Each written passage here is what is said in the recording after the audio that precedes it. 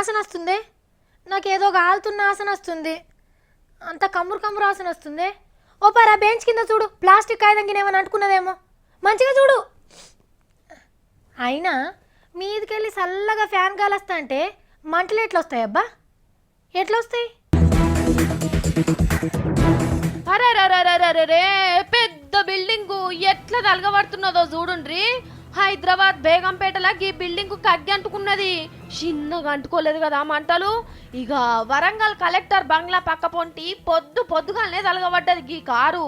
మంటలు అంటుకోగానే దునికి బయట పడ్డారు లోపటున్నోళ్ళు. అగో మంటకు సలి కాసుకున్నట్టు తవ్వ పొంట పోయేటోళ్ళు సెల్ ఫోన్లకు పని చెప్తున్నారు. అంటుకున్న కాంచెల్లు ఆరిపోయేదాకా అందరూ సినిమా చూసినట్టే చూస్తున్నారు. ఒక్కలన్నా మంటలు ఆరిపోయి పోలీసు వాళ్ళకి ఫోన్ చేయనట్టున్నారు. చేస్తే రాకపోయినరా ఏందో.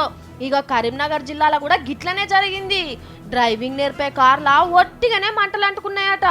ఇంకా నయ్యం దాంట్లో 4 పిల్లగాండ్లు మంటలను చూసి ఎంబటే దునికిండ్రట. ఇక హైదరాబాద్ నాగోల్ ఖాన్ అయితే పైసలు వెళ్ళే ఏటీఎం మిషనే తలగబడ్డది.